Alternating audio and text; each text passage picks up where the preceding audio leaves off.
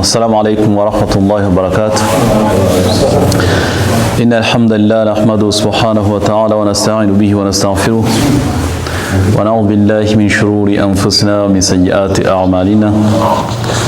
من يهد الله فلا مضل له ومن يضلل فلن تجد له وليا مرشدا. نشهد أن لا إله إلا الله ونشهد أن سيدنا وعظيمنا محمدا بن عبد الله خاتم الأنبياء والمرسلين. اللهم صل على سيدنا محمد وعلى آل سيدنا محمد كما صليت على سيدنا إبراهيم وعلى آل سيدنا إبراهيم وبارك على سيدنا محمد وعلى آل سيدنا محمد كما باركت على سيدنا إبراهيم وعلى آل سيدنا إبراهيم في العالمين إنك حميد مجيد. أما بعد فإن أصدق الحديث كتاب الله أحسن الهدي هدي محمد صلى الله عليه وسلم وشر الأمور محدثاتها وكل محدثة بدعة وكل بدعة ضلالة وكل ضلالة في النار عياذ بالله من ذلك.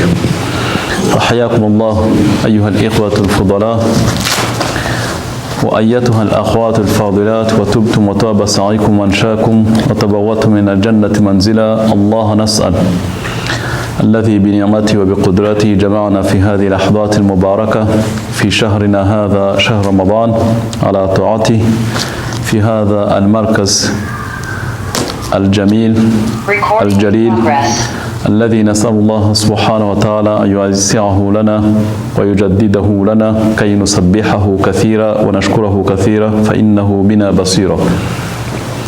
نسأل سبحانه وتعالى يجمعنا مرة أخرى مع سيد الدعاة وإمام المرسلين في جنات ودار مقامته فإنه ولي ذلك ومولاه. أحبتي في الله، هذا هو الدرس الأول في سلسلة الدروس حول كتاب الرقاق، يعني في شرح كتاب الرقاق في صحيح البخاري صحيح أبي عبد الله محمد ابن إسماعيل ابن إبراهيم ابن مغيرة ابن بردزب المعروف بإمام البخاري رحمه الله. وفي متن هذه الدروس سننظر بحول الله سبحانه وتعالى بشكل وجيز ترجمة إمام البخاري، ثم بعد ذلك سوف ننظر ما هو صحيح إمام البخاري وما هو منهجه في تصنيف هذا الكتاب. نسأل الله سبحانه وتعالى التوفيق.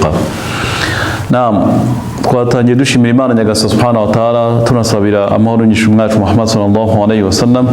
Imana dusabe ko yatuyobora ikaturinda inabi ikomoka ku bikorwa byacu bibi no ku mitima yacu igihe yatannye. Tunahamya twemeza yuko nta yindi Mana ikwiriye gusenga uretse Imana imwe rukumbi. Tunahamya tudashidikanya ko Muhammad sallallahu alayhi wa sallam ari intumwa y'Imana Muhammad sallallahu alayhi wa sallam. Bavandimwe Uwiteka Allah subhanahu wa ta'ala duhuje ukwemera muri iyi nzira yo kugandukira Uwiteka Allah subhanahu wa ta'ala. Ndasaba Imana Nyagasani subhanahu wa ta'ala ko yabaha ubuzima bwiza ndetse ikabaha gushikama ku dini ryayo, ndetse tukazatabaruka turi mu nzira y'Imana Nyagasani subhanahu wa ta'ala. Ni isomo rya mbere rero mu masomo tuzasobanura igitabo cya Kitab ar-Riqaq. Igitabo cya Riqaq kikaba ari igitabo cya 81 mu bitabo 97 bigize Sahihi al-Bukhari. Nkuko mubizi rero Imam al-Bukhari yanditse igitabo cya Sahih al-Bukhari, ariko ntabwo ari cyo cyonyine yanditse ibitabo byinshi. bimwe mu bihambaye yanditse igitabo cya Tarikh, no kubanga igitabo avugamo abantu bose bakiriye hadithi z'intumwa y'Imana Muhammad sallallahu alaihi wasallam kuva ku gihe cye kugeza ku ntumwa y'Imana Muhammad sallallahu alaihi wasallam. Yanditse n'ikindi gitabo gihambaye cyane twita ngo Adabul Mufrad, no kuvuga ngo uburere nyabwo cyangwa se etike. Umuyisilamu igihe cyose ashaka kugira umuco mwiza, uburere nyabwo, yagogombye gusoma igitabo cya Adabul Mufrad. Taban muri Sahih Bukhari harimo chapitre none kuri adab, kuderekeye n'umuco, adab, umuco cyangwa se uburere nyabwo. Ariko yararebye abona ko nubwo muri Sahih Bukhari chapitre cyangwa se ibika bigize icyo gitabo bigera kuri 200 n'ibindi, abona ko bidahagije. Nibwo yanditse ikindi gitabo noneho agerageza kwagura ibika cyangwa se amasije arebana n'umuco nyawo, kugira ngo umuntu agire umuco nyawo. Rero arandika kugeza ubwo agera kuri chapitre zigera kuri 600 n'ibindi. Bishaka kuvuga yuko rero Imam al-Bukhari yanditse ibitabo byinshi, ariko igitabo cyiza gihambaye cyane kurusha ibindi yanditse ni Sahih al-Bukhari. Akaba ari nawe wa mbere wanditse igitabo akusanya hadithi gusa ziri sahih. Bimwe mu bitabo bishobora kutubwira amateka ya Imam al-Bukhari ni igitabo cyanditswe na Abdul Salam, kuvuga ngo umwe mu bamenyi wa contemporain cyangwa se mu gihe tugezemo, witwa al-Mubarakfur, umwe mu bamenyi b'Abapakistani. Akaba yanditse, akaba ari umuhadith, kwanga aba specialist ba hadithi. Yanditse igitabo Siratu Imam al-Bukhari, no kuvuga ngo amateka ya Imam al-Bukhari. Abashaka reference zose kubijyanye n'ubuzima bwa Imam al-Bukhari bashobora kwibanda kuri icyo gitabo inshallah. Malheureusement ntabwo kirasobanurwa mu ndimi z'Igifaransa cyangwa se mu Kinyarwanda, ariko mu masomo y'ururimi rw'Icyarabu bakoresha icyo gitabo cya Mubarakfur, na bamwe mu baspecialist dufite ba ilmi al-hadith. Mbere yuko rero dusobanura cyangwa se dusobanura igitabo cya Kitabul Riqaq, iri ni isomo rya mbere ku bushobozi bw'Imana subhanahu wa ta'ala muri uru ruhererekane rw'amasomo yo gusobanura Kitabul Riqaq, igitabo cya Riqaq. Isomo rya mbere turagira ngo turigenere inshallah ta'ala kuri Imam al-Bukhari, ndetse tunavuge ku gitabo cye cya Sahih Bukhari. Nyuma yaho noneho ku isomo rya kabiri niho tuzatangira gusobanura ku byerekeye na Kitabul Riqaq. Mbere ko tunasobanura ariko Sahih Bukhari Riqaq bivuga iki? Riqaq ni uruhame rwa hadithi Imam al-Bukhari yakusanyije kugira ngo turaqiqul qalb, kugira ngo zikosore umutima cyangwa se ziwugorore, ziwushyire ku murongo w'Imana Nyagasani subhanahu wa ta'ala. Ariko mbere y'Imam al-Bukhari hari abandi nabo banditse ku byerekeranye na nuza, kubyerekeranye n'izo hadithi. Intego yazo ari ukugira ngo zishyire umusilamu ku murongo, cyangwa se zigorora umutima kugira ngo ziwushyire ku murongo. Igitabo gihambaye cyane dufite igitabo cya Kitabu Zuhdi ya Ibn Mubarak. Taban bose ntabwo bakoresha ijambo rya Riqaq, hari abakoresha Zuhdi, hari n'abakoresha Riqaq. Zuhdi rero cyangwa se Riqaq ni uburyo ki twata umugongo iyi si tukerekera akhira, cyangwa se tukerekeza umutima wacu ku Mana Nyagasani subhanahu wa ta'ala. Nibyo twita zuhudi. Zuhudi ubundi mu Gifaransa bavuga ngo ascetisme, ni uburyo umuntu mu Kinyarwanda nyacyo sinzi wenda twagikoresha neza, kuko ngo abihaye Imana. Umuntu ni gute yakwiha Imana akayiyegurira, akayigandukira mu buryo nyabwo, nicyo twita nka zuhudi. Hari abamenyi rero bakoresha izi nyito bakabyita ko ari zuhudi, hari n'abandi bakoresha inyito bakabyita ko ari Riqaq, ni ukuvuga ngo kwiyegurira Imana Nyagasani subhanahu wa ta'ala no kwiha Imana Nyagasani subhanahu wa ta'ala. Ariko mu mvugo nyazo dusanzwe dukoresha bakunda kuvuga ati ni gute twatera isi umugongo tukerekera Imana Nyagasani subhanahu wa ta'ala. Niyo mpamvu rero mu bitabo bimwe uzasanga umuntu yabyise ko ari igitabo cyitwa zuhudi, ariko mu bindi ushobora kubyita ko ari Riqaq. Nka mu bitabo bihambaye cyane dufite Zuhdi Ibn Mubaraka ni bamwe mu bashekhe ba Imam al-Bukhari, ni bamwe mu bamenyi mu kinyejana cya kabiri cy'intumwa y'Imana Muhammad sallallahu alaihi wasallam. Wama huwa Ibn Mubarak ni bamwe mu misozi ya ilmu. Yani igitabo cyitwa Az-Zuhdi. Ahmad ibn Hanbal nawe afite igitabo cyitwa Az-Zuhdi, nawe yanditse igitabo cyitwa Az-Zuhdi. Ni igitabo gihambaye cyane akusanyamo hadithi, intego yazo no kugira ngo umuyisilamu zimugorore kuko zimushyire ku murongo. Uqsimu billahi, ndarahira Imana Nyagasani subhanahu wa ta'ala yuko umuntu wese usoma izi hadithi, niyo yaba afite umutima wagoramye umeze gute, cyangwa se umutima mubi, cyangwa se umutima ukomeye gute, iyo asomye ibi bitabo, izi hadithi zigerageza kumworoshya, ndetse umutima we zikawugorora, zikamwongerera imana no gutinya Imana Nyagasani subhanahu wa ta'ala. Niyo mpamvu rero mbashishikariza kuko kuba mwagura ibi bitabo kuko ni ibitabo biboneka muri library ya Kiislamu. Allahumma wenda niyo waba udasobanukirwa ururimi rw'icyarabu, ariko ushobora kugira gutya umwana wawe akazakunda urwo rurimi, akazabona ko umubyeyi we yitabira ubumenyi, akaba yagira gute yashishikarira inshallah taala kukiga ndetse no kugisoma. Zimwe muri hadithi zose bakangurira ibikorwa byiza, ibikorwa byo kwerekeza Imana, zose hafi ya zose muzisanga muri ibi bitabo bya zuhudi. Naam, mbere yuko dusobanura nyine iki gitabo cya zuhudi cyangwa se cya riqaq cya Imam al-Bukhari, kikaba ari igitabo cya 81 mu bitabo 97 bigize Sahih al-Bukhari. Ninde Imam al-Bukhari? Imam al-Bukhari ninde? Imam al-Bukhari azwi ku izina rya Bukhari, ariko Bukhara ni umujyi mu miji ya Khurasan, yagize region twitaga Khurasan, akari mu majyepfo y'Ubuturukiya n'Uburusiya. Muri icyo gice ni yari region nini cyane, hakaba harimo imijyi myinshi cyane. Rero harimo Marwi, hakaba harimo Bukhara, harimo Samarkandi. Iyo ni imijyi yose yaduhaye abamenyi bakomeye cyane, nka Imam Muslim, hakaba Al-Hakim, hakaba Ibn Majah. Abo bose bagiye bavukira muri iyo miji, muri iyo region nyine yayigize Khurasan. Ariko iyo region ya Khurasan yagabanyijwemo ibice byinshi cyane, ubu harimo n'ibihugu byagiye bivukamo byinshi cyane muri iyo region yari nini cyane. Imam al-Bukhari rero yavutse mu mwaka w'194 w'iyimuka ry'intumwa y'Imana Muhammad sallallahu alaihi wasallam. Muri icyo gihe rero mu kindi cyo kinyejana yavutsemo, ni kinyejana nyine twavuga ko ari kinyejana cya zahabu ku byerekeye na ilmu hadithi cyangwa se ubumenyi bwa hadithi. Kubera ko mbere yacyo ntabwo abantu bakusanyaga hadithi y'intumwa y'Imana Muhammad sallallahu alaihi wasallam, ahubwo ari tradition orale, akaba ari umuntu uzifata mu mutwe akazibwira abandi, bakazibwira abandi.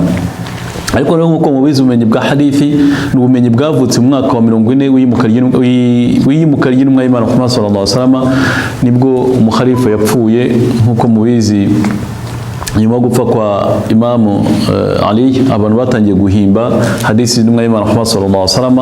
Habamo abayisilamu bacikamo ibice bitatu: Ahlus Sunna, haribo abayisilamu, haza noneho n'itsinda rya Shia, haza n'itsinda rya Khawarij.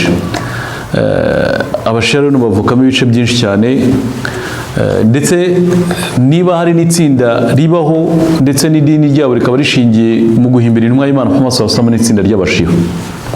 Naho Khawarij bo usanga nyine ari abantu baheze inguni, ariko iyo ugerageje kuganira nabo ukabigisha ubumenyi nyabwo ukabasobanurira, benshi muri bo bagerageza gukurikiza ukuri. Nacyo Ali yaganiraga na Ibn Abbas amubwira tugende ubaganirize, arabaganiriza. Muri bo harimo bagarutse ku nzira y'Imana Nyagasani subhanahu wa ta'ala. Naam, kuva rero abantu batangiye guhimba amahadisi cyangwa se imvugo z'intumwa y'Imana Muhammad sallallahu alaihi wasallam, hari abamenyi bavuze bati idini ry'Imana Nyagasani subhanahu wa ta'ala ni byiza yuko turisigasira tukaryigisha abantu.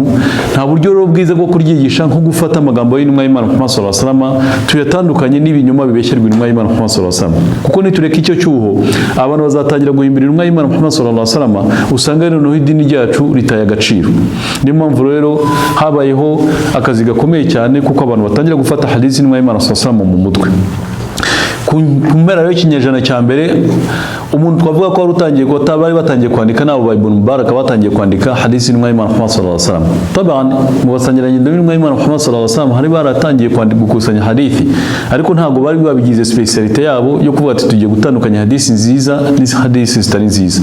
Kavugamo wenda nka Urwa ibn Zubairi.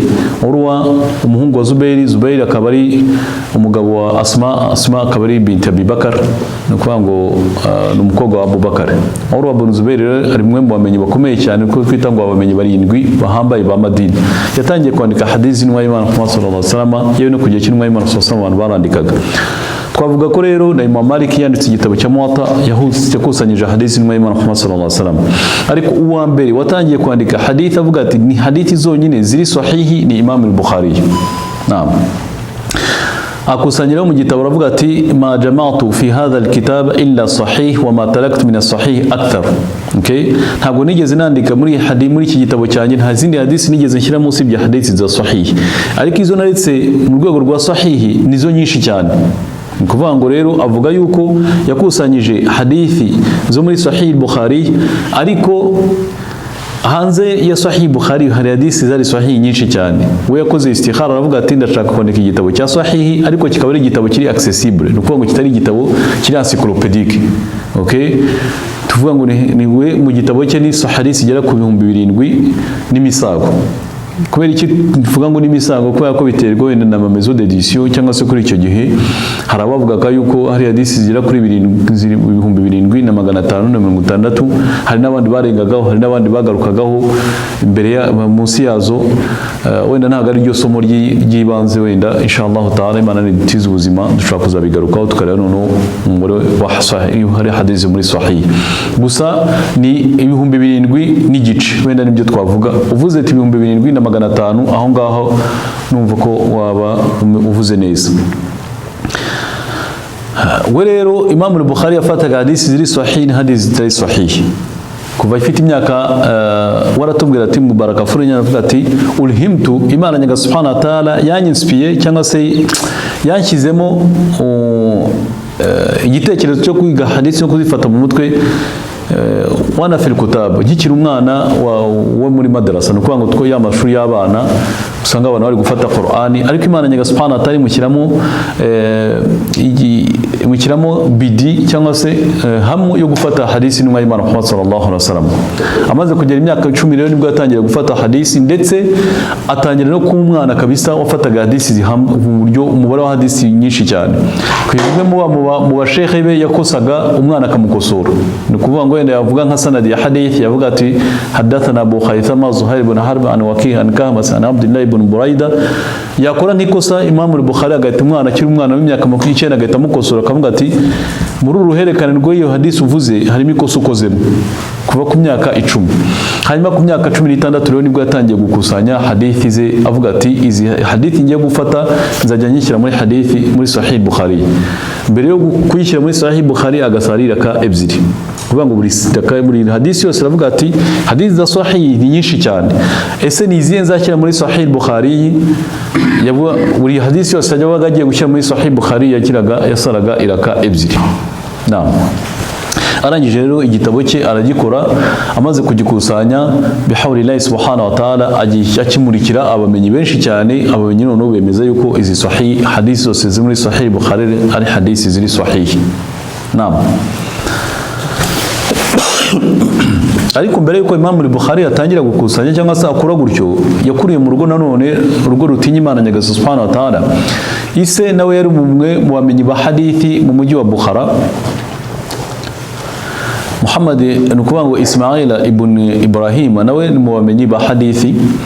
Aravuga ati jama'atu njyewe nakusanyije alfu nukuvuga ngo miliyoni, okay, y'amadirham kugira ngo uyu mwana wanjye abashe kugira ubumenyi bwa hadithi. Kuvuga ngo ibaze nk'umubyeyi yo kugira ngo agure ibibanza, agure amamodoka, agure ibiki byose nk'uko twebwe twimereye. We yaravuze ati umuhungu wanjye ndashaka ko amumenye wa hadithi, kugira ngo abigereho rero ngiye kugerageza gushyira amafaranga ku ruhande. Akusanya amafaranga ashyira ku ruhande, arangira ngo ati ngiye kumuha miliyoni yo kugira ngo azashake ubumenyi. Ayo mafaranga rero yafashije Imam al-Bukhari mu gushaka ubumenyi.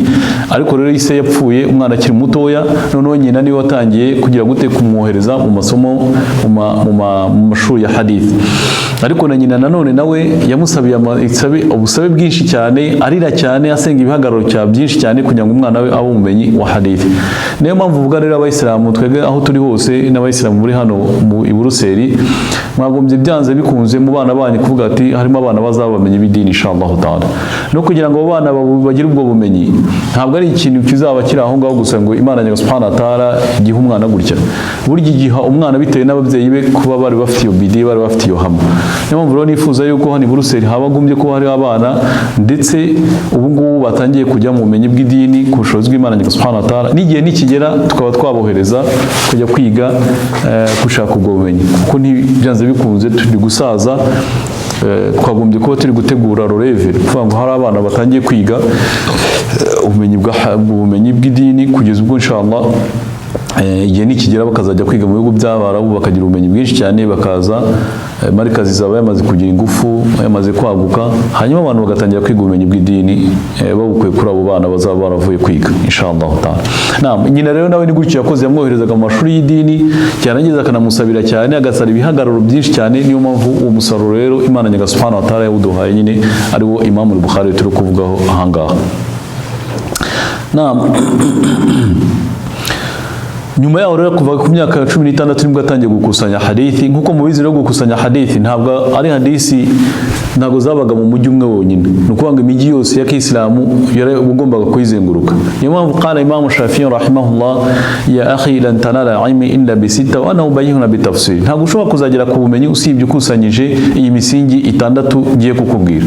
Umusingi wa mbere adhaka, ni ukuvuga ngo ni ibyo twita ku preserva cerveau yawe.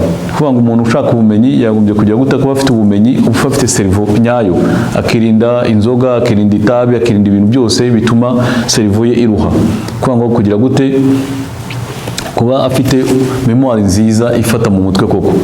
Iyo umuntu rero afite memoire ifata mu mutwe, ntago ubumenyi buramugora cyane kuko ibyo afasha arabyibagirwa. Kugira ngo rero ibyo ufashe bitabifata ukabyibagirwa, wagombye gupreserva cerveau yawe, kwirinda ibyo bintu byose bituma cerveau yawe yangirika, nk'inzoga, ibiyobyabwenge n'ibindi nk'ibyo ngibyo. Ukagira umwanya wo kuruhuka, ukagira umwanya wo kuyipreserva cerveau yawe. Ikindi cya kabiri, wal hirsi ni determination, ni ukuvuga ngo umurava. Ubumenyi ntabwo bworoshye kubushaka, biba bisaba kwigomwa cyane, ukabyuka mu gitondo ukajya imbere y'umwarimu mukiga akakubwira ibyo gufata. Ni nka Qur'ani, kuyifata mu mutwe bisaba kwihangana, ukwigora, ukayifata cyane. Adhaka wal his wal iftiqar, kwemera kuba umukene. Ubumenyi ugomba kumera kuba umukene kugira ngo ubugere ku bumenyi runaka. Kuvuga ngo rero nkuko ise wa Imam al-Bukhari yakusanyije amafaranga, yashoboraga kuba umukire, akaba umutajiri, akaba umuntu ufite amafaranga menshi cyane, ariko yakoze gute? Arigomwa, aravuga ati ngiye kwihangana mbe umukene ariko kugira ngo umwana wanjye abe umumenyi, nanjye ngiye kwihangana mbe umukene ariko kugira ngo mbe umumenyi. No kuvuga ngo rero nkatwe wenda ku bushobozi bw'Imana Nyagasani Subhanahu wa Ta'ala, nkanjye njya kwiga naravuze nti akazi ngiye kukareka mu myaka ingahe, n'amafaranga nari mfite nari nshoboye kuba nagira gute naguramo ibibanza, wenda sinjye no kubabeshya byadufashanye na madame 12 by'amayero. Umva 12 by'amayero ndumva ari miliyoni zingahe z'amanyarwanda, zigera kuri zingahe mu myaka iyo ngiyo. Iyo waga waraguze ikibanza, ushobora kuba waraguze ikibanza cya mbere n'icya kabiri n'icya gatatu, ukaba umugize inuza. Ariko kuvuga ati rero biri gufasha kugira gute, ubu ngubu niba ndi kubavuga imbere, nuko byamfashe kugira ngo uvuge guti ngiye kweparanya amafaranga, nihangane nigomwe, ariko nkeka yuko ntibeshye. Umva abo twatanye wenda bo bujuje etaje nyinshi mu Rwanda, ariko ntekereza ko ku bumenyi bihawuri na Subhanahu wa Ta'ala nshobora kuvuga ati Imana Nyagasani, icyo wampaye nanjye ntago wampaye etaje, ariko byibuza ko mbasha no kubwira abayisilamu ijambo rimwe nkabyungukiramo, mfite uburyo Imana Nyagasani Subhanahu wa Ta'ala izaduhemba ku munsi w'imperuka. Kwemera rero kuba umukene kubera ubumenyi, wagombye kumva ko ubumenyi bw'Imana Nyagasani Subhanahu wa Ta'ala buhenda. Twebwe wenda twakoreye mu bihugu bikennye, wasanga ibintu byose ari Abarabu babidukorera. Ni Abarabu batwubakira umusigiti, ni Abarabu badukorera, n'Abarabu. Ni gake cyane ushobora gusanga umuntu aravuze ati ngiye kwiga, ari ngiye ugiye kwirihira. Usanga igihe cyose ugasanga fitina yanatewe mu mujyi, ngo umwana wa kuba fulani bamuhaye buruse, ndiwe ntabwo bamuhaye buruse. Nese ko haji ufite amafaranga, aho kujya mutegereza umwana wawe ko bamuha buruse, wamwohereje ukajya kwiga ko ufite amafaranga menshi cyane. Tabana rero ugomba kumva ko idini ntabwo ari wowe wagombye kugira idini, ntabwo wagombye kurigira business, ahubwo idini ryagombye kugukonsoma. Niyo mpamvu Abubakar, ba Umar, ba Uthman bo bose ni abantu ahubwo idini baje ku ntumwa y'Imana ari kugira ngo atari kugira ngo bamuteze ibibazo. Yewe ntumwa y'Imana ngenera akazi, ngenera ngembe imamu wahanga, nutangenera imamu biraba ibibazo. Hari ibibazo byinshi bitezwa mu idini kubera yuko abashehe benshi cyane dushaka ko idini riba gute, riba business. Mugomba kugira imamu ukangira umushahara, nta mushaka kandi kazi. Hanyuma wigisha idini ntibibe business. kuba ngo rero kwemera ko idini ihadithi y'intumwa y'Imana Muhammad sallallahu alaihi wasallam kuva yava mu munwa w'intumwa y'Imana Muhammad sallallahu alaihi wasallam kugira igeze ubwo yandikwa mu gitabo cya Sahih Bukhari, abenshi cyane bagurishije imitungo yabo, bagurisha amazu yabo, bazamuka imisozi bamanuka indi, baba bakene kugira ngo iyo hadisi izegere mu gitabo cya Sahih Bukhari. Noneho urashaka rero kuyibonera ku buntu, idini ribonere ku buntu, usanga ibintu byose dushaka kubibonera ku buntu ku idini, ariko ugasanga twakoze ama investissement mu bintu byano ku isi, turihangana tukabigura. Niyo mpamvu rero mvuga ni rero mu misingi y'ubumenyi ugomba kumva yuko ari iftikhar, kwemera yuko idini rikugira umukene. Tabane ntabwo twese turi abakene, ariko kumva yuko ryagombye kuba priorite muri dépense yawe. Ikindi nanone wa talqin sheikh, kwemera yuko ugomba kwicara imbere ya sheikh, kwicara imbere y'umuntu umumenya akakwigisha, ntumva akaba ari uvalida ibyo nuza amakrisis ugezemo, kavuga tugeze muri nuza mustawa, tugomba kujya kuri news. Ikiza cyo kwicara imbere ya shekhe, icyambere nuko hari iyo migisha ubone y'abamarayika baza bakwicara. Nk'ubu twese hano turi hano, abamarayika barahari, barimo barazamuka bamwe hejuru y'abandi, bazamuka bamwe hejuru y'abandi, bakajya ku Mana Nyagasani subhanahu wa ta'ala. Uri kuri Zoom nutarahangana ntagashobora kubona iyo migisha, nubwo ubumenyi turi gutanga ari bumwe, ariko ntago afite imigisha nk'iyo uri kubona. Kuba uri kumwe n'umumarayika Imana yaremye kugira ngo aze agufashe muri iki cyicaro, ntago ari umumarayika uza kwicara nawe gusa ngo wenda kuvuga ngo turi muri kompanyi y'abamarayika gusa ngo twicaranye nabo. Ni ukuvuga ngo araza akagusabira ku Mana Nyagasani subhanahu wa ta'ala, agasaba yuko n'ubumenyi uri kwiganga kugira akamaro, bukakongera imani.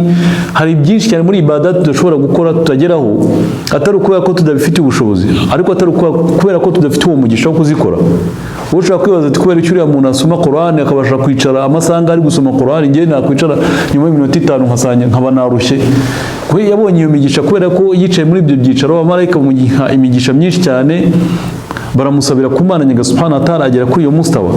Ni ukuvuga ngo rero ushobora kwicara ukavuga ati wenda ni kuri YouTube nibyo ndiho, ariko ntabwo ushobora kubona imigisha nk'iyo ubu ngubu iyo wicaye mu cyicaro nk'iki ngiki ubona. Ni ukuvuga ngo taqin ushobora kuvuga ngo kwicara imbere ya Sheikh rero, yewe n'intumwa y'Imana Muhammad sallallahu alaihi wasallam byari bishoboka ko Imana Nyagasani subhanahu wa ta'ala yafata ubumenyi ikamushyira muri serivo ye, ariko kuba yorohezaga Jibril akaza akicaza intumwa y'Imana Muhammad sallallahu alaihi wasallam akayisobanurira, intumwa y'Imana sallallahu alaihi wasallam igafata ubumenyi, ndetse akabwira n'abasangirangendo akavuga ati dore nk'ibi, wa asnada rukubataira rukubati nabii sallallahu alaihi wasallam, afata amavi ayakusanya n'amavi n'intumwa y'Imana Muhammad sallallahu alaihi wasallam, wa wada'a yadayhi ala fakhdi nabii sallallahu alaihi wasallam, afata ibiganza bya bishyira ku makwisi ku bibero by'intumwa y'Imana Muhammad sallallahu alaihi wasallam. Faqala ya Muhammad, namugati ya Muhammad, akhbirni anil islam, umbwira uislamu ni iki.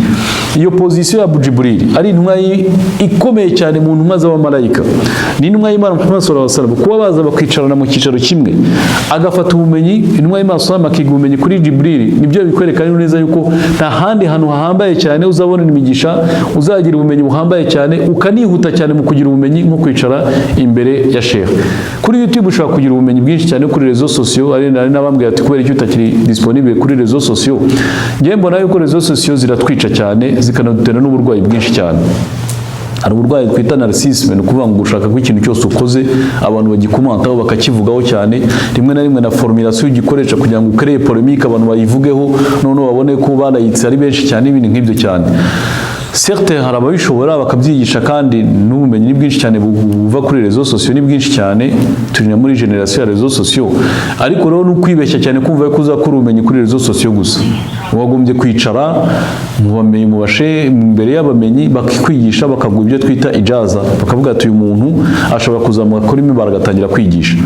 Mu yandi madini nka Eglise Catholique bafite uburyo umuntu atangira ari umuhereza, nyuma yaho akabajya muri petit séminaire, grand séminaire, kugira ngo azamuke kuri mimbar atangire kwigisha abantu, aba yarakoze ses preuves. Ariko twe gusanga uyu nguyu umuntu arya hariya ngo ya pompe kuri nuza kuri internet, yarangiza akakreya page ya nuza ya YouTube agatangira kwigisha abantu. Cyama urana we wizehe usohetse muri academy, ntaho tukubera ko ari YouTube afite nuza mu ahirati mu kumanipira nuza YouTube agatangira kugira gute kwigisha abantu. Ugasanga rero ibyo bivuye byose n'uburozi. nacyo ikibazo dufite ubu ngubu, abantu dufite aho bigiye, dufite ahantu bicara ugasanga bagize inuza. Mu bintu rero mu misingi yo gushaka ubumenyi nibyo twita kwicara imbere ya shekhe. Hanyuma ikindi cya kabiri al-khurubatu, cya gatanu al-khurubatu, ukemera yuko umwetranje. Kuvuga ngo yaba kumwetranje no kuvuga gute, ufata ubumenyi bw'ahantu uri, nyuma yaho ukajya kwiga mu bindi bihugu hari ubumenyi. Ibyo wasangaga nk'abamenyi bose sibyo nka Imam Maliki bose barazengurutse imijyi bajya gushaka gute ibyo twita kunyunyuza ubumenyi. Ntushobora gusanga umuntu ari mu mujyi we wenyine gusa ngo ngiye nize mu Biryogo niho narangirije niho nziga gusa. Wasanga yavuye muri uwo mujyi akava Imaka akajya Madina akava muri Iraq yose, iyo miji yose ya Iraq, Basra, Baghdad yose yari imijyi y'ubumenyi, yari amasantere y'ubumenyi, akajya kwigayo kubera ko ubumenyi buri Imaka ntago ari bwo buri Madina, n'ubumenyi buri Madina ntago ari bwo buri Basra. Imigisha iri Imaka ntago ari imigisha iri Madina, n'imigisha iri Madina ntago ari Basra. Ibyo byose rero ni byiza rero kubikora ukajya gushaka ubumenyi mu bihugu bitandukanye inshallah taala.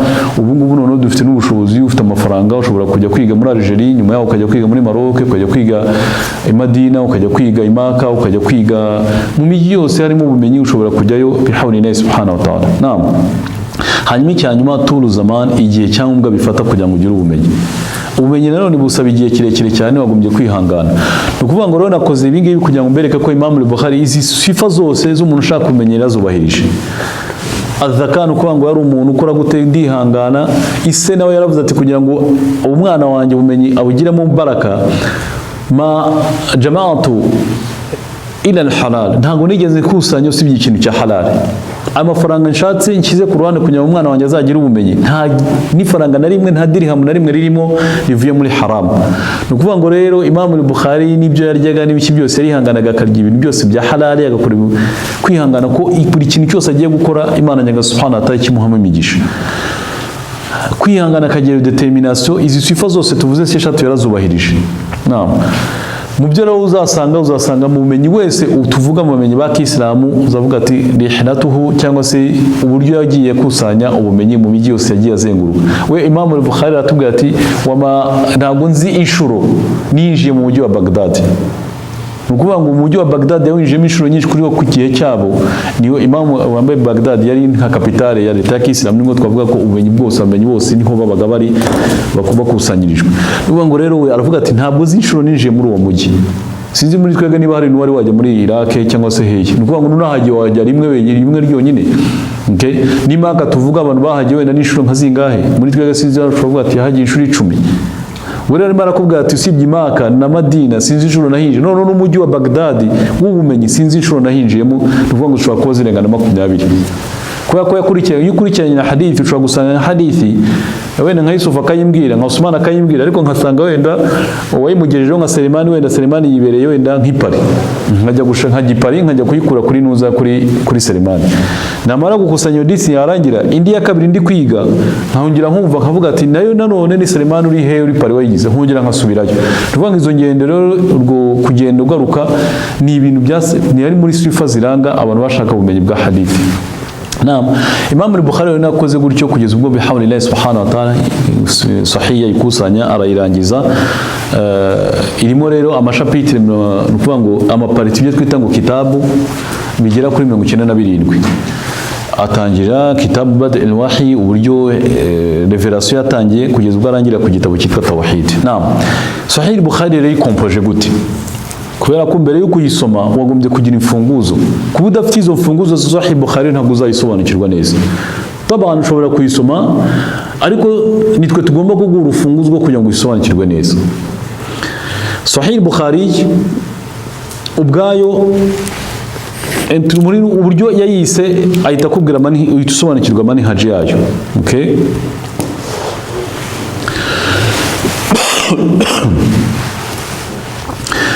Ariko uburyo ikompoje nicyo kikwereka nuza manhaji ya Imam al-Bukhari. Igitabo cya mbere akita ngo kitabu bad al-wahi. Igitabo uburyo revelation yatangiye, uguhishurwa byatangiye, nicyo gitabo cya mbere. Igitabo cya nyuma ni kitabu at-tawhid, igitabo cya tawhid. igitabo cya mbere bad'ul wahyi, uburyo revelation yatangiye yageze ku ntumwa y'Imana Muhammad sallallahu alaihi wasallam. Naho igitabo cya nyuma no kuvuga ngo 97, igitabo cya 97 kitabu at-tauhid, igitabo cya tauhid uburyo bwo guharira Imana nyaga subhanahu wa ta'ala ukugaragirwa. Ubundi byagombye kubaho ko atangira kuri tauhid, ko twese tuzi yuko umuntu atangira kuri shahada, shahada niyo nkingi ya mbere, ariko yakigize igitabo cya nyuma. Icya mbere kibikihe bad'ul wahyi. Abamenye baravuga bati qala ahlul ilm, umuntu ushaka kugira ngo azave kuri no sari kuri tauhidi nyayo yagombye kujya gute gukurikira ubumenyi, gukurikira ibyahishuwe. Warajulajulana abagabo turimo amoko abiri, alladhi yattabi'u al-wahyi, ukurikira ibyahishuwe ibintu byose bifite dalili, walladhi yattabi'u al-hawa, usibye na wundi noneho wikurikirira amarangamutima ye. We Imam al-Bukhari avuga ati niba ushaka kugira ngo uzave kuri no suri kuri tauhid nyayo wagombye gukurikira ibyahishuwe.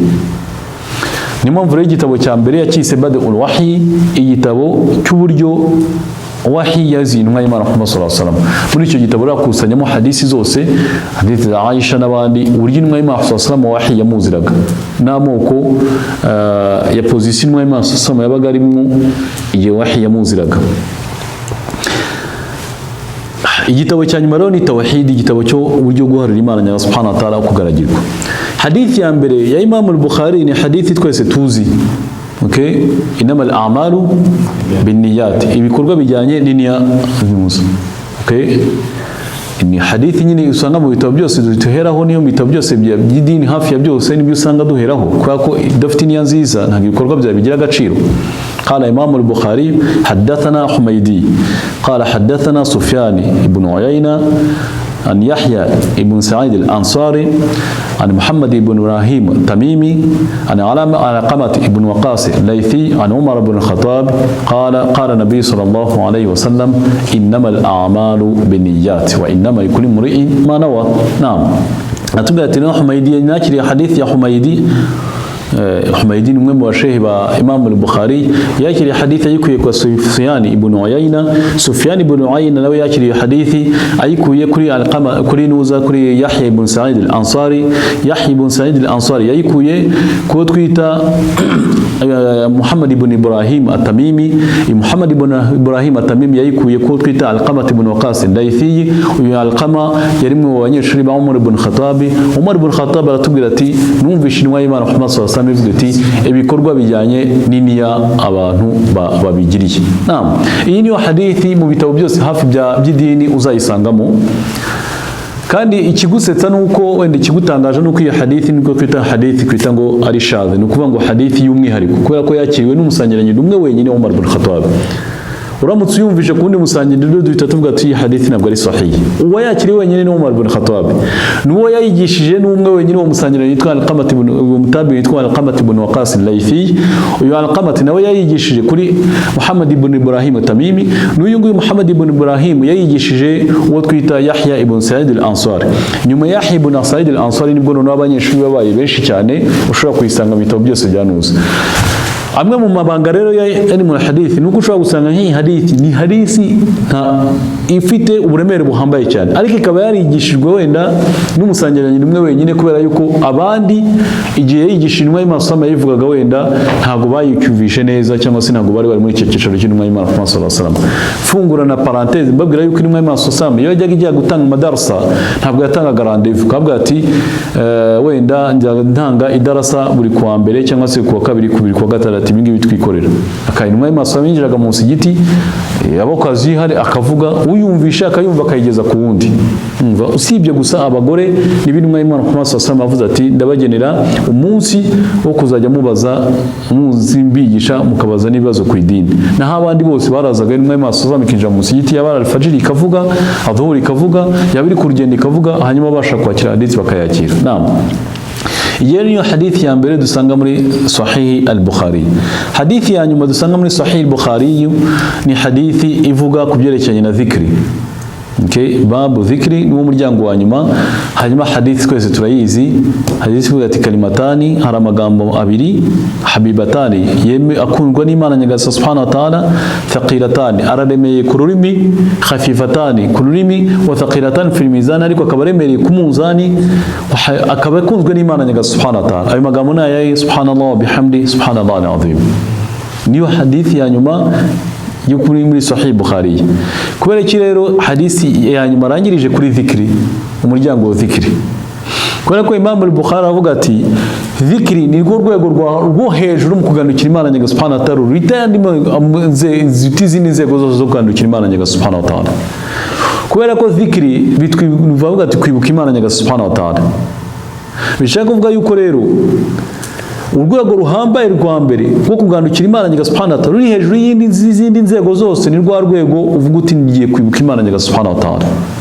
Nubwo uvuga ati aya magambo ngiye kuvuga subhanahu wa alhamdulillah, ariko igihe yavuze ayo magambo akavugwa ku rurimi n'umutima wawe werekeje ku Imana Nyagasani subhanahu wa ta'ala, iyo niyo ibada ikomeye cyane, ihambaye cyane.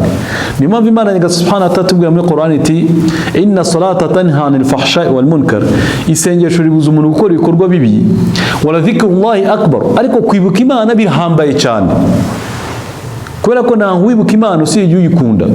Numva abasari bo ni benshi cyane, abakora usari kugeza ubwo gusari bimeze nka gymnastique, yunamye yubamye yunamye yubamye, ariko rero ugasanga mu swala nta kintu na kimwe yungutsemo. Numwe y'Imana Muhammad sallallahu alaihi wasallam muri hadith iboneka mu gitabo cya Imam Ahmad na Ibn Majah al-Qazwini, hadith ifite sanadi ruherekana ruzima, iratubwira iti rubba sa'imi laysa lahu min siyamihi illa al-ju' wal 'atash, wa rubba qa'im laysa lahu min qiyamihi ila sahr. Isopeke umuntu asari nta kindi yiboneye mu sengesho rye usibye gusa kuba yakoze ibyo ngizo muvuma gusa, yakoze igihagararo cyane nijoro, ariko nijoro gusa yaraye nicyo cyonyine yungutse. N'uwafunze hari igihe afunga ntagire ikintu na kimwe yunguka mu gisibo cye usibye inzara n'inyota. Ni ukuvuga ngo rero abasari ni benshi cyane, ariko rero abasari bakubahiriza nakabona n'inyungu mu byo bari gusari ni bake cyane. Naam, taban ni ukuvuga ngo rero dhikri ni rwego rwa nyuma rwo guhandukira Imana Nyagasani subhanahu wa ta'ala, kubera kuri ubumeze gute umutima uba werekeye ku Imana Nyagasani subhanahu wa ta'ala. Ni ukuvuga ngo rero manhaj ya Imam al-Bukhari mu kwandika igitabo, urebe uburyo mu ntangiriro, urebe mu mperezo yacyo, urebe hadisi ya mbere, urebe hadisi ya kabiri, urasanga ko muri iki gitabo koko harimo ubugenge buhambaye cyane. Ikindi nanone chapitre zigize Imam al-Bukhari, Sahih al-Bukhari, nibyo twita tarjama. Tarjama ni ukuvuga ngo ni chapitre zose zigize iki gitabo. Usanga rero Imam al-Bukhari we ntabwo yanditse igitabo ngo ngo kirimo hadisi za sahih gusa, ngo kirimo avuge ngo ni narrateur wa hadith, ahubwo ni n'umufaqih.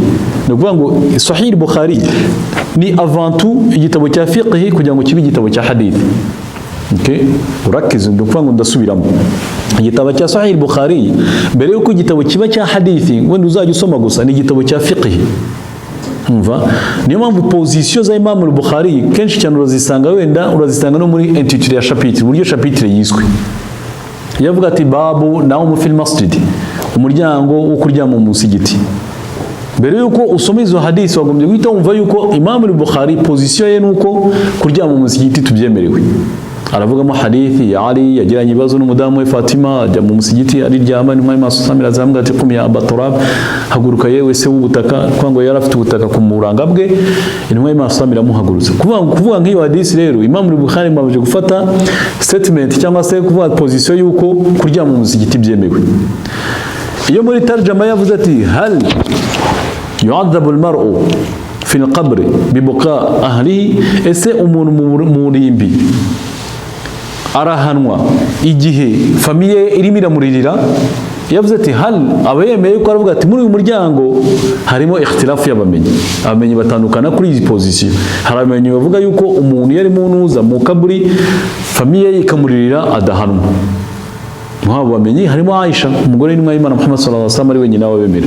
Aravuga ati jewe bayina na bainakum kitabullah, hagati yanjye namwe igitabo cy'Imana Nyagasani subhanahu wa ta'ala. Qur'an iratubwira ati wala tazru waziratu wizra ukhra, umuntu ntashobora kuryozwa ibyo abandi bakoze. Kubura umuntu rero yakoze ibikorwa byiza famiye ikamuririra, umuntu ntabwo Imana ishobora kubimuhanira, ariko hari abandi bamenyi bavuga ati nta marahanwa. arahanwa. Niyo mpamvu rero Imam al-Bukhari we iyo gufoze nka titre akayita gutyo, hal ese aba yemeye ko muri iyo chapitre nta position agombye gufata yihutirwa kubera ko harimo ikhtilaf. Hadisi ragiye kuzivugaho arazivugaho, ariko mu nyigisho ze yatangaga yahitaga atanga nka nuzaye nka position ye. Nuvuga nka position aravuga ati umuntu arahanwa mu kaburi igihe atigeze ugira uruhare wo kubuza famiye ye kumuririra cyangwa se ari wabatoje kumuririra. Akavuga ati nimpfa muzandirire cyane, uyu nguyu Imana Nyagasani subhanahu wa ta'ala iramugira gute, irabimuhanira. Naam, nukuvuga ngo rero tarjama nukuvuga ngo umutwe wa chapitre nitwo twita tarjama. Tarjama rero ishobora kuba ifunguye cyangwa se ikaba ifunze, ikaba itwo kwita ngo khafi. Okay, ishobora kuba yoroshye, wasoma wenda umutwe ugahita wumva ko hadisi agiye kuvuga ziza zigerebana n'uyu mutwe cyangwa se uburyo iyi chapitre yizwe. Hari n'uburyo rero yita chapitre ariko nta akayita gutyo, ariko hadisi agiye kuvuga zifitanye itano direct n'uko uburyo chapitre yizwe. Wenda ugasanga avuga ati babu idha adraka rak'atan min salati al-asr fi salati al-maghrib. Umuryango urebana n'uburyo iyo umuntu afashe asayiraka imwe yonyine byibuza ya salatul asri mangaribi yinjiye akayita gutyo. Umuryango w'umuntu waje mu musigiti cyangwa se umuntu uri gusari akaba yakerera isengesho kugeza ubwo iraka imwe yonyine na asri yagiye gusari muri mangaribi. Iyo muri amuryango umeze gutyo akaba ari ko wise. Ariko ugasanga muri hadisi yivugiyemo nk'ibyo Imana Nyagasani atahaye umayinwa Imana Muhammad sallallahu alaihi wasallam avuga ati mwebwe n'ababanjirije ni nk'umuntu wubatse arimo arubaka byagera sasi byagera hagati akavuga ati ntabwo nshaka umushahara wanyu n'ibyo nubatse ndabiretse.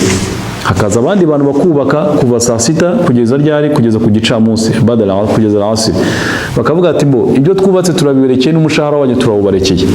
Hakaza abandi bantu ba gatatu bakubaka kuva asiri kugeza mangaribi. Inzu yarangiye noneho babona umushahara w'abo bantu bose bakoze ku munsi wose.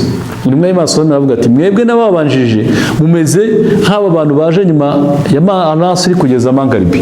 Ni ukuvuga ngo muzabaho igihe gitoya ariko ibihembo byanyu akazi muzakora kazaba koroshye kurusha kariya, kandi ibihembo byanyu bizaba byiyongere kurusha bariya. Bariya bo bakoze umunsi wose ibihembo byabo nyuma y'uko bakoze akazi gakomeye cyane bafite ibihembo bikeya, ariko mwebwe mwaje gusa nka opportunisme, ni ukuvuga ngo mwaje mwibonera igihe gito cyari gisigaye kugira ngo inzu urangire nicyo mwubatse ndetse mwabonye n'ibihembo nka biriya byose nk'abariya bose ibyo bakoze ku munsi wose. Niye sano iri hagati y'hadithi tumaze kuvuga na intitule ya chapitre. Imam al-Bukhari avuga ati rero kuba Imana Nyagasani ataratworohereje kuba umuntu yakererwa bitatu bya kane by'isengesho akabisari mu gihe cya mangaribi, mu gihe cya mangaribi kimwe cya gatatu cyonyine, urumva kimwe cya gatatu cyangwa se kimwe cya kane yagisenze mu gihe cya asiri, ariko isora yikemerwa ni bimwe mu by'Imana Nyagasani atahaye umayinwa Imana Muhammad sallallahu alaihi wasallam. Ni ukuvuga ngo rero iyo ubonye chapitre ya Imam al-Bukhari rimwe hari chapitre hadisi zose zivuga zifitanye isano na chapitre, hari naho chapitre yivuga ariko hadisi ntizijyana isano na chapitre, agira ngo akubyutse mbere yo kugiye gusoma izo hadith ubanje wibaza uvuga uti niriye banga ryaba riri mu nyito y'iyi chapitre. Abantu wenda ntabwo bibabwira cyane icyo ndi kubabwira, ariko nufata Sahih Bukhari ugatangira kuyisoma uzagenda usoma ubone ko muri Sahih Bukhari harimo imitego. Hari hadisi chapitre akubwira ukaba yoroshye kuhita wasoma na hadisi zirimo zigahita uzumva. Hari na chapitre akubwira agashaka kugukangura wibaza uti niye mpamvu yayise gutya, ndetse n'izi hadisi niriye sano zifitanye na intitule cyangwa se n'umutwe w'iyi chapitre. Naam, ibi rero inshallah taala nibyo usanga nyine ari imfunguzo zo gusobanukirwa Sahih Bukhari. Ushobora gusanga nka Imam al-Bukhari nka chapitre wenda yavuze nka chapitre irebana n'amafunguro. Inuma y'Imana Muhammad sallallahu alaihi wasallam chapitre irebana wenda nibyo twita kurujete. Kurujete sinzi mu Kinyarwanda niba twita babyita ngo iki? Ibinyunguru. Imyungu. Amadegede. Imyungu. Naam. Taban mu kurujete murazizi zarizo. Naam. Kurujete. Tugume kuri kurujete. Inuma y'Imana Muhammad sallallahu alaihi wasallam yakundaga kurujete. Naam. gute hadithi ya Ibn Umar ibn Abbas n'abandi bavuga ati intumwa y'Imana Muhammad kundaga kurujete kugeza ubwo mu siniya yabaga iduhaye intumwa y'Imana sallama anani ndimo ndareba intoki z'intumwa y'Imana Muhammad sallama zirimo zirakurikiraho kurujete iri noneho umuntu akaza ahangaha wenda ufite uburwayi mu mutima akavuga ati none se intumwa y'Imana yakundaga ibyo ngibyo bihuriye na ibada koko kuba ntarya kurujete cyangwa se ntazirya ibyo bihuriye na ibada ni intumwa y'Imana yaryaga umugati n'ibindi nk'ibyo ntarara. Sahih Bukhari ntabwo ari igitabo cya gastronomy, ntabwo ari igitabo cy'ibyerekeranye n'ibyo kurya, ahubwo yakusanyije izo hadithi ni hadithi zirimo zikwereka ko mu kuzikurikiza uri muri ibada. Kuba intumwa y'Imana sallama yakundaga izo mbuto harimo fawaid nyinshi cyane, kuba kugeza kurya imboga byubaka ubuzima. Ni bangahe mu bana bungu batabasha kurya imboga? Umwana w'ukimuseriva akabasha yishakira kurira ibyo ngibyo gusa byahambaga n'ibindi nk'ibyo nibyo yirira n'inyama n'ibindi nk'ibyo, ariko kurya imboga bitwubaka ubuzima. N'abantu b'abaritirorisirisite aravuga ati ibyo uzagombye kurya 5 légumes par jour na fruits zingahe par jour. Niyo ni faida ya mbere. Kuri ko umuntu wo muri 7e siècle déjà arimo arigisha abantu kurya imboga ko ari byiza. Urumva? Kuvuga ngo abantu bafite uburwayi mu mutima baraza kavuga ati intumwa y'Imana Muhammad sallallahu alaihi wasallam uyarya akunda inyama y'intuza lahmul katf, ni kwanga inyama y'urutugu. Wowe ukaza ukavuga ati yari umwarabu ubwo se yayikundaga ibyo ngibyo se bihuriye na ibada. Niba Imam al-Bukhari yakusanyije muri gitabo cye rero wagombye kumva yuko hari hikimiri hariya n'intumwa y'Imana sama kuba yarepetaga iryo jambo akavuga ati nimunyoreza kado munyoreza inyama y'urutugu inyama y'urutugu mu kubirepeta no kubisubiramo byerekana yuko hari ifadura nyinshi cyane zirimo kuba warya iyo nyama. Kuba rero wayirya nk'uko intumwa y'Imana sama yiryaga ubikuye muri Sahih Bukhari urabihemberwa.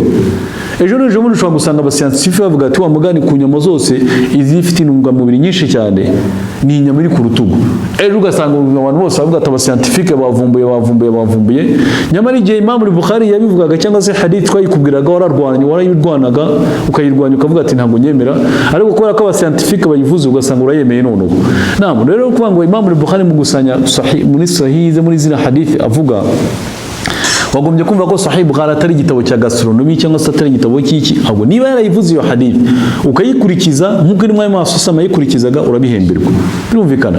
Niyo mpamvu rero izi ni imfunguzo mu mfunguzo Sahih Bukhari ifite imfunguzo nyinshi cyane, wenda mbahayemo nka rumwe rwonyine byibuza n'ujya kuyigura uzavuga uti muri Sahih Bukhari igitabo cya mbere kimeze gutya manhajiye nuko harimo hadith ziri sahih gusa nta hadith zifite amakenga zirimo, n'izifite amakenga usanga abanye barazivuzeho ariko ntago zivuga nk'uko bako saba wenda zifite ngo ubusembwa buhambaye cyane ku buryo bavuga ati ni hadith twakuramo twasiba. Wenda ushobora gusanga nka Imam al-Bukhari avuga ati iyi hadith ngiye kwakira ndayikura kuri Yusufu, hari undi wenda nka Shaysaka wenda hadisi bakavuga ati ndayikura kuri Rashidi. Urumva? Noneho twajya gukompara tugasanga version ya Imam al-Bukhari yakire kuri Yusufu na version ya Nuza ya Rashidi harimo ukunyuranya wenda nko muri version ya Nuza ya Yusufu harimo wenda nk'ijambo wenda harimo abagabo babiri, muri version ya Nuza ya Rashid harimo abagabo batatu. Noneho twajya gukompara hadisi ni sahih ni sahih, ariko kubera ko Rashid afite ubuhambare cyane mu kwakira afite amapeti amagarada akomeye cyane, kuko version yinyuranya ni Nuza twavuga duti iya version y'uruguyo niyo ifite agaciro gahambaye cyane. Muri hadisi ibyo bibaho cyane, ndabaho wenda nk'urugero narwo ndangirizaho nka hadisi ivuga kubyerekeye no gusoma suratul Kafi ku munsi w'Ijuma. Suratul Kafi ku munsi w'Ijuma iyi hadithi iki gice cyonyine kivuga ku munsi w'Ijuma, iki gice cyo ntago tukemera. Bishaka kuvuga yuko intumwa y'Imana Muhammad sallallahu alaihi wasallam ati man qara'a suratal Kafi yawm al-Jum'a kana ma bayna wa bayna bayt al-Atiq an-nur ma bayna wa bayna bayti wa bayna bayt al-Atiq. Intumwa y'Imana sallallahu alaihi wasallam avuga ati umuntu uzasoma suratul Kafi Imana izamuha urumuri, distance y'urwo rumuri cyangwa se puissance y'urwo rumuri ni nko kuva mu nzu ye igera kugera Baitul Atiq, ni ukuvuga ngo imaka. Umusomye suratul Kafi Imana imuha urumuri, puissance cyangwa se y'urwo rumuri ni nko kuva ku nzu ye kugera ku nzu y'Imana Nyagasani Subhanahu wa Ta'ala. Hanyuma ugasanga nko mu bamenyi bamwe harimo muri hadisi bakiri harimo igice cyongeraho yawmul Juma ku munsi w'Ijuma. ariko ujya kuyikompara yewe na Imam Nawawi na Sheikh Albani yarayivarize iyo hadithi, ariko iyo tuyisubije muri laboratoire ya hadith dusanga yuko mu banyeshuri ba Ibn Shihab Zuhri harimo Sufyan ibn Uyayna, harimo Imam Maliki, harimo n'abandi benshi cyane, ugasanga abanyeshuri bahambaye ba Ibn Shihab Zuhri bo ntago bakiri icyo gice cyerekeranye n'ijuma. Abanyeshuri bakeya batari bakomeye cyane, batanakomeye cyane ba Ibn Shihab Zuhri nibo bongeyemo icyo gice cya ijuma. Kuba rero verisiyo yabo nubwo ari sahih inyuranya na verisiyo y'abanyeshuri bakomeye cyane ba Ibn Shihab Zuhri, verisiyo y'abanyeshuri bakomeye ba Ibn Shihab Zuhri niyo dukonsidera cyane. Niyo mpamvu rero tuvuga duti uwasomye suratul Kafi kuwa mbere, kuwa kabiri, kuwa gatatu, kuwa kane afite ibihembo bingana n'uwayisomye ku munsi w'ijuma. Birumvikana izo hadithi zombi zari sahih, ariko kubera yuko verisiyo y'uyu nguyu na verisiyo y'uriya turavuga duti iyi verisiyo ifite ingufu ni iyihe. Naam, ni kuvuga ngo no muri Sahih Bukhari rero navuze kuri iyi parenthèse kugira ngo wenda ushobora kuvuga ati none se ko aramenye vuga ko muri Sahih Bukhari harimo hadithi zifite ubusembwa, ubwo bishatse kuvuga iki? Ntabwo zifite ubusembwa buhambaye cyane, zifite bwa busembwa gusa kuvuga tuzijyanyije n'abandi bazakiriye. Imam Bukhari ashobora kuba ari privilegié uyu mushehe, undi waga privilege undi mushehe, twaraya tugasanga nene twakompara abo bashehe babiri, uyu nguyu afite ingufu kurusha umushehe Imam Bukhari. Ni muri urwo rwego rushobora gusanga muri Sahih Bukhari harimo hadith abamenye bavuzeho, ariko nta muntu ushobora kwatura kuri uwo munsi avuge ngo Sahih Bukhari ngo njyewe ngo iyi hadith ngiri muri Sahih Bukhari ndayihakanye. Uzavuga gutyo rwose azaba yamaze gufungura umuryango w'ubuyobe buhambaye cyane, no kumugarura bizaba bigoye cyane. Hari abantu kuri iki gihe mu Rwanda n'ahandi hose ashobora kumubwira hadisi agahita yihakana ko itajyanye n'amarangamutima we. Umuntu ni mwumva atangiye kuvuga gutyo, wallahi mushobora kuvuga muti inna lillahi wa inna ilaihi rajiun. Kuba umuntu yarwara ubwo burwayi bwo guhakana hadisi muri Sahih Bukhari, uqsimu billahi turi mu kwezi gutagatifu kwa Ramadhani, uyu muntu namugirira impuhwe kurusha umuntu umbwiye ko arwaye sida, arwaye diabete, arwaye kanseri, arwaye ubumuga bwose ushobora kumva. Umuntu kuba yarwara akavuga ati muri Sahih Bukhari hadisi ntago nyemera, wamubwira uti hadisi intumwa y'Imana Muhammad sallallahu alaihi wasallam yaciye ku irimbi isanga abantu bo barahanwa kubera ko umwe muri bo ntabwo yigeraga gute yikingira ku byerekeye n'inkari, undi we yabunzaga amagambo. Umuntu akavuga ati none se umuntu w'umusahaba koko wakoze ibyo bikorwa byose akaba umusahaba, Imana yamuhana kubera ko ngo yihagarikaga ngo tutonyanga tukamuga ku myambaro. Urumva ibyo bintu bica mu bwenge we, igipima mu hadisi ni ubwenge bwe. Iyo umuntu yatangiye kuvuga gutyo, wallahi uyu muntu muzamuvuga muti inna lillahi wa inna ilaihi rajiun, uyu muislamu turamutaye. Umva namugiye umuntu kuba yaza akambwira ati mfite kanseri, wo nguwo navuga ati biranoroshye nta kibazo, nibangase bafite kanseri bazajya mu ijuru. Umuntu akambwira ati wenda afite diabete cyangwa se afite ubumuga bumeze gutya, nibangase bazajya mu ijuru kandi bafite ubumuga runaka. Ariko umuntu watangiye kwinjira muri uwo muryango wo guhakana hadithi zo muri Sahih Bukhari cyangwa Muslim, uwo ngo muzamuvuge muti inna lillahi wa inna ilaihi rajiun, n'uburwayi arwaye kugira ngo uzamuvure biba bugoye cyane, kubera yuko uzamuzanira hadith ahitavuga iyo ntabwo nyemera ko ntabwo yinjira muri logique ye. Naam, nuva inshallah taala iri ni isomo rya mbere twarangiriza aha ngaha. Ejo noneho tukazatangira inshallah taala igitabo nyirizina, igitabo cya Riqaq. Ubwo nsaba rero ko inshallah taala wenda nk'abantu bashobora kuba bafite nka Sahih Bukhari haba mu ngo zabo cyangwa bazaba bazifite, noneho tugatangirana nabyo ku bushobozi bw'Imana subhanahu wa ta'ala. Ni igitabo cya 81 mu bitabo bigize Sahih Bukhari mu bitabo 97 inshallah taala. Nubwo twahagarika aha ngaha rero ku bushobozi bw'Imana subhanahu wa ta'ala, keretse wenda niba hari abafite ibibazo bakaba batubaza. أقول قولي هذا استغفر الله ولكم سائر المسلمين، والسلام عليكم ورحمة الله وبركاته. نعم. وعليكم السلام ورحمة الله وبركاته. نعم.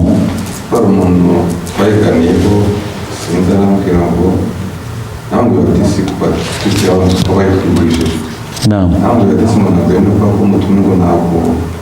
yashobora kuvugisha abantu bari mu kaburi. Sinzi niba ari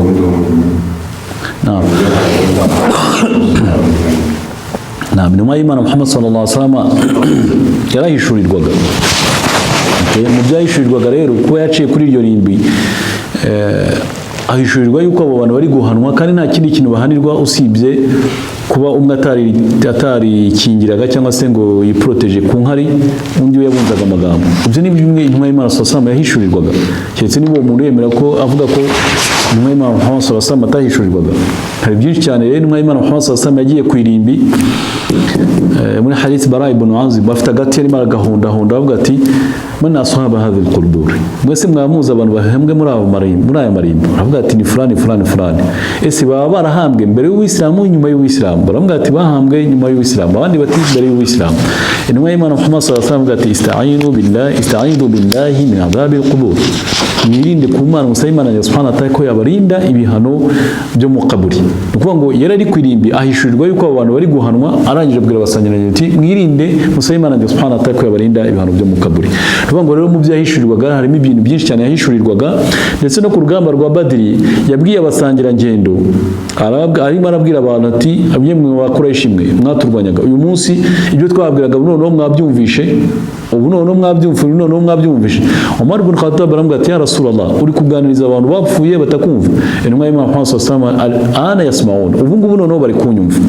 Bishaka kuvuga yuko ubundi intumwa y'Imana Muhammad sallallahu alaihi wasallam ntabwo yaganirizaga abapfuye.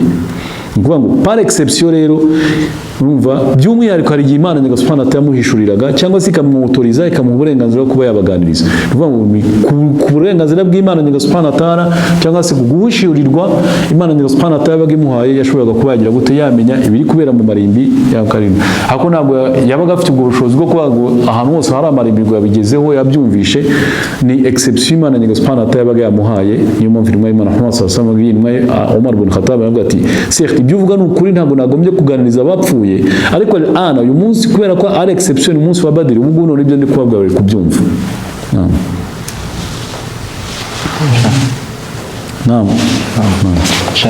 Ngenda ndashaka kubaza ikibazo kijyanye nawe ku giti cyawe, ni cyagusunikiye mu kwihebera kwiga hadith. Ku bijyanye no kubyara mu hadithi byaciye muri etape nyinshi cyane. Etape ya mbere nuko ndi muri Egypt ndi kwiga, institut nari ndi kwigamo, hari ahandi institut nagiye kwigaho kubera ko nasanze mfite weakness, kuba ngo mfite lakini muri usulul fiqh, nuvuga ngo ubumenyi bwa usulul fiqh, imisingi ya fiqh. Ndavuga nti amasomo ndi kwiga muri institut ntabwo ahagije, ifuka njya kurikira umushehe, hari ahandi yigishaga yatwigishaga isomo rijyanye na fiqh al-usra, amategeko y'umuryango. Ariko noneho hari iyindi institut yigishaga mu usulul fiqh, akaba ari umushehe ukomeye cyane yitwa Ashraf Makawi, ni umwe mu bashehe bakomeye cyane muri Egypt. Arambwira ati ariko ahandi hantu nigisha isomo rya usulul fiqh ushobora kuzajya ukaryiga, noneho njya kuryigamo. Muri iyo institut ngezemo, iyi institut hari umusigiti witwa ngo Khulafa ar-Rashidin, hari abashehe benshi cyane ba specialist ba hadith, niho bigishaga batangana na khutub, niho natangiriye gukuvura ubumenyi bwa ilmu al-hadith. Nyuma yaho noneho ntangiye kubwiga, hari umushehe w'umunyamisiri witwa Abu Ishaq al-Huwayni, nawe ni umuhadithi ukomeye cyane. Asobanura yuko rero ubumenyi bwinshi bwa hadithi ntabwo bukura muri university no mu institute. Usanga kenshi cyane ari abantu bosanga bihingaga kunuza, kuko uragenda ukiga imisingi y'ubwo bumenyi, ariko hanze y'ubwo bumenyi rero niwe ku giti cyawe ukagenda kabisa ugasoma cyane, ukihinga cyane. Muri university bo baguha imisingi, ariko rero kugira ngo uminuzwe muri ubwo bumenyi niwe ku giti cyawe n'umuhati wawe. Akubwira nka Sheikh Albani, niwe twavuga ko muri karine dufite nta mumenyi twigeze tugira ufite memoire, wagize akazi akanagira icyo akorera, akazi gahambaye cyane ku dini ry'Imana Subhanahu wa ta'ala, nko mu gihe turimo nka Sheikh Albani. Ibitabo byose dufite bya Nasa'i, bya Tirmidhi n'ibiki byose, kugira ngo tumenye ko muri Nasa'i harimo hadisi sahih n'izitari sahih, ni Sheikh Albani. Nko muri Sunan Tirmidhi, kugira ngo tumenye ko muri Sunan Tirmidhi ube wafata ubungu Sunan Tirmidhi tuyohereza abanyeshuri babe bayisoma, buri hadithi yose arafite menye uti hadithi riswahi cyangwa se dhaifu ni Sheikh Albani. Ubwo menye se Sheikh Albani yabwize muri university kada, ahubwo niyo yajyaga muri ya bibliothèque Zahiriya kuva mu gitondo kugeza nijoro, arimo ariga muri sahih, arimo arasoma izo hadithi, areba inenge zifite akazigira. Nibwo nasobanukiwe yuko ubumenyi bwa hadithi ntabwo ari ubumenyi uzakura muri university gusa. Hari na benshi cyane barangije muri university ariko batahebuje babe ba muhadithina. Certes ni ubumenyi muri ilmu al-hadith, ariko ntabwo ari muhadithi, kuko kugira ngo ube muhadithi ni kugira ni interi ihambaye cyane, babigusaba amasaha n'amasaha, iminsi n'iminsi uri kwiga ubwo bumenyi, kuko ubumenyi bwa ilmu al-hadith ni ubumenyi bushingiye ku bantu. ni ukuvuga ngo ugomba kwiga uyu bumenyi ukavuga ati niba ari Humaydi ukareba uburyo abandi bamenyi bamuvuzeho aho yagiye aho yavaye hadisi yakiriye ibintu nk'ibyo ukamuvaho ukajya kuwundi ukamuvaho ukajya kuwundi yani ubumenyi bukomeye cyane n'ubu ngubu nta nubwo nshobora kuvuga ko ndi muhadithi cyangwa se nabuminujemo cyangwa se n'umuspecialist wa hadithi marigare y'imyaka ingahe maze hafi imyaka kuva muri 2011 ubu ngubu turi muri 2023 imyaka ingahe 12 mbirimo ariko marigare n'ubu ngubu ushobora kuvuga ati nihangaze vuga ni wenda mu bamenyi mufite ngo ngende muhadithi reka da n'ubu ndacyari muri twari bunu kuvuga ngo n'amasaha mara nshobora gufata wenda nka YouTube umva nkayumva ndi kuvuga ati wenda tuvye kuvuga ati wenda kubyerekeye wenda nka sanadi iyi hadith nkumva kuri uyu bumenyi nkumva kuri uyu nguyu nkumva kuri uyu nguyu yani bisaba igihe kirekire cyinshi cyane ariko alhamdulillah rabbil alamin bituma byibuza idini ryacu umuntu ashobora kumgereza hadith nkavuga ati izo hadith numva reka nkwereke ndagumpigiye gitoya ndaza kubwira ati kubyerekeye n'izi hadith umva niyo rero buhoro buhoro rero ko nagiye navansa nasanze ubumenyi bwa hadith ari nibwo dukeneye cyane ndangiza mvuga nti rero niba twaratsinze abashiha tugatsinda ba murji'a tugatsinda ba mu'tazila tugatsinda kullu hadi taifa ahlul bid'ah izi taifa zose za bid'ah ntago ari kubera ko twabatsindishe Qur'ani ntago ari kubera ko twabatsindishe ngo aqida ntago ari kubera ko twabatsindishe fiqh ntago ari kubera ko twabatsindishe yani mu hadith yagiye kukubwira unamubwira ati samulana rijalakum tubwira aho bikuri ibyo bintu ubumenyi bwa hadith rero ni ukureba uruhererekane rw'abatugezeho ubumenyi niyo mpamvu rero n'umwihariko nabwo bumenyi buhambaye cyane ubundi bumenyi bwose bushamikiye kuri ubwo bumenyi ari mu aqida byo mugiye kuyiga bakubwira ati intumwa y'Imana yakoze ibi nibi ninde ugomba kugusobanura neza akakwereka neza akaguhamya yuko intumwa y'Imana yabikoze ni abamuhadithina niba tubwira ati nama ibi ngibi bishobora kubivuga kubera ko biragaragara ko intumwa y'Imana yabivuze niba ugiye kwigisha fiqh mbere yuko ugiye gutanga fiqh uribaza kuri hadithi iyi hadithi urayemera cyangwa ntituyemera naba muhadithina bagomba kuyivalida nuvuga ngo buri bumenyi bwose bwa Kiislamu bushingiye kuri ilmu hadithi ilmu hadithi khadimul qulum ni ubumenyi wese ubumenyi wari wese akeneye nukuvuga ngo rero uko wagira nukuvuga ngo intera yose wagira ugomba byanze bikunze kunyura kuri ilmu hadithi niyo mpamvu nasanze rero ubumenyi buri kuri centre nukuvuga ngo ni Carrefour ubumenyi bwose bugomba kwitiriza niyo mvuga nti rero inshallah taala no mu ntego zanjye nuko hagombye kubaho amashuri yigisha abana hadithi urumva akaba madrasatu al hadith urumva no muri orientation mfite no gushinga akademi Imam al-Bukhari akaba ari akademi zagigisha abana ilmu hadith bagatangira bakiri batoya nk'ubu hari umushehe inshuti yanjye witwa Abdul Hamid umwarimu afite sahih ebyiri mu mutwe ibi turi kuvuga nka hadisi nk'ebyiri nk'eshatu tukasanga twebwe byatugoye we yatangiye gufata akiri mutoya kugeza ubwo arangiza Sahih Bukhari ifite mu mutwe afite Qur'ani mu mutwe afite na Sahih Bukhari mu mutwe afite na Sahih Muslim mu mutwe waba yatangiye ari mutoya rero akazifata zose inshallah taala kandi bibaho rwose ntumve ko ari ibitangaza umwana wamutangije ari mutoya inshallah taala rero mu byo Imana nyaga subhanahu wa ta'ala ifasha tukabishyira mu bikorwa nuko habaho Bukhari Academy ikaba yagira ingufu aha mu bihugu bitandukanye no mu Rwanda n'ahangaha abana bagatangira gufata hadisi bakiri batoya ku bushobozi bw'Imana nyaga subhanahu wa ta'ala nteganya yuko namaze gufahara agatabo ndi gukora kitwa ngo 40 al-atfar hadisi 40 z'abana bashobora gufata zirikana na tarbiyati y'abana gufata mu mutwe no kurera uburere bw'abana hadisi ndi gukusanya inshallah taala nteganya yuko natangira noneho kuzikora nashi kuzohereza muri community noneho tukaze dukora musabaka kugira ngo abana twumve ko bazifashe tukabahemba inshallah Imana nidufasha handil adha izaza abana bazaba bamaze gufata izo hadisi tukaba twabahemba nkuko duhimba bafashe Qur'an n'ibindi byose numva rero aho ngaho nyine ilmu hadith natangiye kuyizijyamo kuyiga no gukomeza kuyigisha abantu no kubushobozi bw'Imana nyaga subhanahu wa ta'ala ateganya yuko n'abana barangije muri za mahadi na hehe hazajya havamo umubare munini cyane w'abasipesializa muri ilmu hadith inshallah. Kuri zo hari ibibazo wabaje se wambariza shekhe hari aho yavuze ko hadithi yemerwaga yabaga ari iy'abashekhe bakomeye ese bamenyaga bate umushehe ukomeye kurusha undi hari abantu twita ngo al-ulama jarh wa ta'dil, hari abamenyi specialite yabo ni ukugira gute, mu kinyarwanda bavuga ati jarh wa ta'dil ni gukomeretsa no gutunganya. Gukomeretsa gute? Ça veut dire que hari abantu kukarifiya abagomba transmeta parole y'intumwa y'Imana Muhammad sallallahu alaihi wasallam, abaraporteri bose. Ni ukuvuga ngo buri mumenyi wese, okay, Abdul Ghani Maqdisi yanditse igitabo ngo Kimaru Rijal, ni ukuvuga ngo abamenyi bose bari muri biriya bitabo bitandatu bihambaye cyane bya hadithi, buri mumenyi wese rero dufite uburyo bamukarifiye. Twaba tuyungu ni thiqa, ni wa wundi wo mu rwego rwo hejuru, uyu ni amirul mu'minin, uyu ngu ni hujja n'ibindi nk'ibyo, buri wese afite qualificatif. Ni ukuvuga ngo rero niba ukombaye umuntu afite igarade nko twavuga ngo ni liyetona, undi akaba afite kaporale, ntabwo abo ngabo bagereranya. Muri hadisi abantu nabo bagiye bafite amagarade. Uko rero bagenda akavuga ati uyu nguyu umuspeциaliste yamukarifiye gutya, undi nawe yamukarifiye gutya, undi nawe yamukarifiye gutya, undi nawe yamukarifiye gutya, undi nawe yamukarifiye gutya, noneho abantu bose baba specialiste bahebuje muri ubwo bumenyi bamaze kumugira gute, kumukarifiya.